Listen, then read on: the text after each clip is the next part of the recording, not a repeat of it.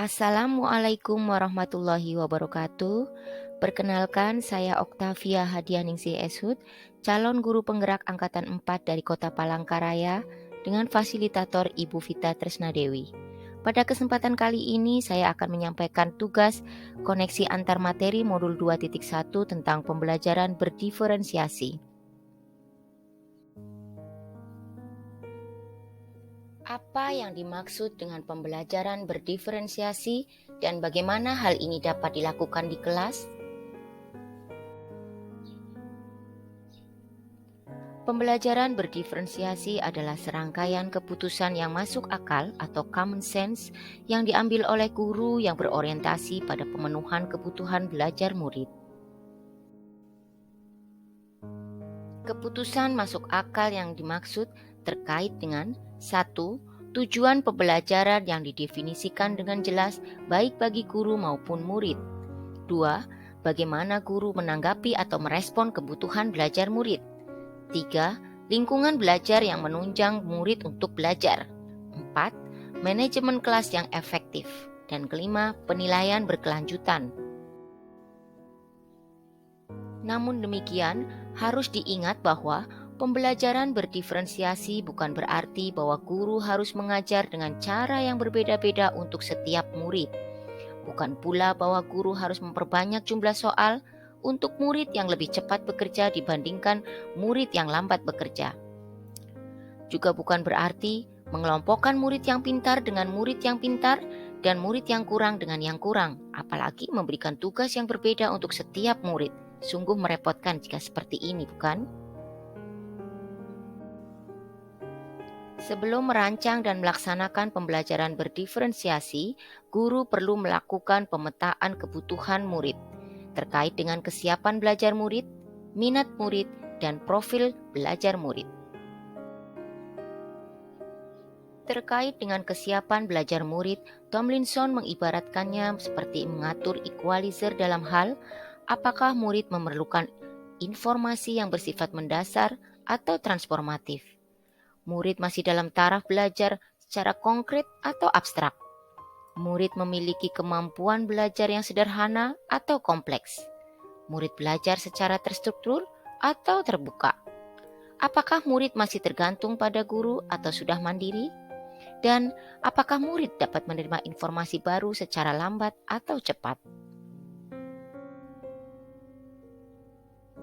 Untuk memenuhi kebutuhan belajar murid terkait dengan minat murid yang beragam, guru dapat mencocokkan antara minat murid dengan tujuan pembelajaran, menunjukkan koneksi antar materi pembelajaran, menjembatani pengetahuan awal dengan pengetahuan yang baru, serta menumbuhkan motivasi murid untuk belajar. Selanjutnya adalah pemetaan kebutuhan belajar murid berdasarkan profil belajar murid, antara lain lingkungan, meliputi suhu, tingkat aktivitas, tingkat kebisingan, dan jumlah cahaya. Kemudian pengaruh budaya yang akan membentuk murid menjadi anak yang santai atau terstruktur, pendiam atau ekspresif, personal atau impersonal.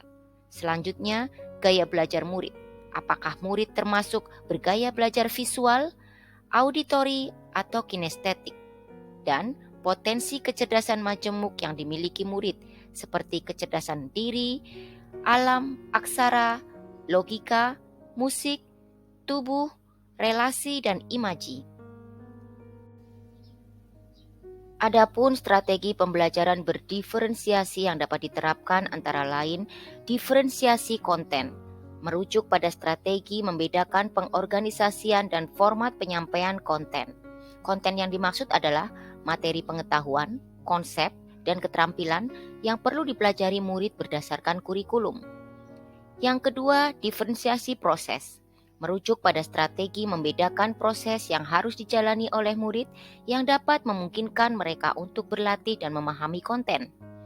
Yang ketiga, diferensiasi produk, merujuk pada strategi membedakan produk hasil belajar murid, hasil latihan, penerapan, dan pengembangan apa yang telah dipelajari. Jelaskan bagaimana Anda melihat kaitan antara materi dalam modul ini dengan modul lain di program Guru Penggerak. Salah satu pemikiran Ki Hajar Dewantara mengenai pendidikan, yaitu pendidikan adalah upaya untuk memerdekakan manusia baik secara lahir maupun secara batin. Merdeka belajar itu berarti merdeka atas diri sendiri. Minat dan bakat siswa harus merdeka untuk berkembang seluas mungkin. Konsep merdeka belajar menjadi cetak biru dalam pembangunan pendidikan di Indonesia saat ini. Terkait dengan nilai dan peran guru penggerak, sebagai seorang pendidik kita harus dapat mewujudkan pendidikan yang berpihak pada murid. Oleh karena itu, dalam kegiatan pembelajaran pun, seorang pendidik harus dapat mengimplementasikan pengajaran yang memerdekakan anak didik, seperti yang terkandung dalam salah satu pokok pikiran filosofi pendidikan Ki Hajar Dewantara. Pembelajaran berdiferensiasi yang berorientasi pada pemenuhan kebutuhan belajar murid adalah salah satu bentuk aksi nyata dari nilai dan peran guru penggerak. Demikian yang dapat saya sampaikan. Terima kasih atas perhatiannya. Jangan lupa jaga iman dan imun dengan taat beribadah serta melaksanakan prokes 5M, memakai masker, mencuci tangan dengan sabun, menjaga jarak, menjauhi kerumunan, dan mengurangi mobilitas. Wassalamualaikum warahmatullahi wabarakatuh.